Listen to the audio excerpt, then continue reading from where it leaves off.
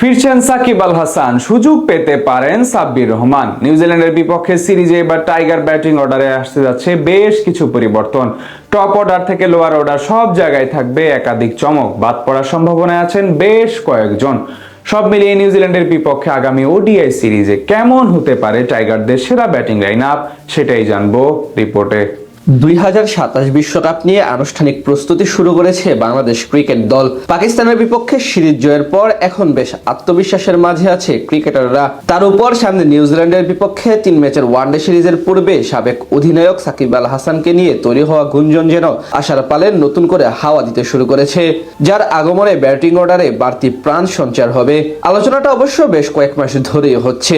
BCB ইতিবাচক মনোভাব প্রকাশ করার পর থেকেই সাকিব ভক্তরা স্বপ্ন দেখতে শুরু করেছিল। সেই পালে নতুন মাত্রা যোগ করেন ক্রিকেট বোর্ডের অপারেশনস কমিটির চেয়ারম্যান নাজমুল আবেদিন ফাহিম। জানান টাইগারদের আগামী সিরিজে লাল সবুজ জার্সিকে প্রত্যাবর্তন করতে পারেন মিস্টার 75। এদিকে মিডল অর্ডারে বেগতিক অবস্থায় আলোচনায় আছেন পাওয়ার হিটার সাব্বির রহমান। তাকেও বাজিয়ে দেখতে পারে টিম ম্যানেজমেন্ট। সেটি সত্য হলে অবশ্য তাদের দুজনকে ঘিরেই দলের ব্যাটিং অর্ডারের পরিকল্পনা সাজানো হবে। সেক্ষেত্রে টপ অর্ডারের জন্য যথারীতি থাকবেন পাকিস্তানের বিপক্ষে দুর্দান্ত পারফরমেন্স করা তানজিদ তামিম। 150 ও 1 সেঞ্চুরি হাঁকানো ব্যাটার নিউজিল্যান্ডের বিপক্ষেও থাকবেন বিশেষ নজরে। তার সাথে আরো দেখা যেতে পারে ওয়েস্ট ইন্ডিজের বিপক্ষে সিরিজে সেরা খেলোয়াড় নির্বাচিত হওয়া সৌম্য সরকার ও তারকা ব্যাটার সাইফ হাসানকে। এই তিনজনকেই আরো একবার সুযোগ দেওয়া হতে পারে আগামী সিরিজগুলোতে। এছাড়া তাদের সঙ্গে টপ অর্ডারের জন্য আরো থাকবেন সাবেক অধিনায়ক নাজমুল হোসেন শান্ত। যদিও সম্প্রতি ব্যাট হাতে একদমই ছন্দে নেই তিনি। ক্যাপ্টেন্সি ছাড়ার পর ব্যাটিং গড়ও নেমে গেছে 20-এর নিচে, তাই একটু বাড়তি চাপেই থাকবেন শান্ত। তার পাশাপাশি মিডল অর্ডারে আস্থার নাম তাওহিদ হৃদয়। তিনি অবশ্য বেশ ভালো ধারাবাহিকতার মাঝে আছেন। অন্যদিকে পাকিস্তানের বিপক্ষে সিরিজ দিয়ে 4 নম্বর পজিশনে থিত হওয়ার চেষ্টা করছেন উইকেট কিপার লিটন কুমার দাস। 2027 বিশ্বকাপের প্ল্যান হিসেবে তাকে খেলানো হচ্ছে মিডল অর্ডারে, তাই ব্ল্যাক ক্যাপসদের বিপক্ষেও বাড়তি আগ্রহের মাঝে থাকবেন মিস্টার এলকেডি।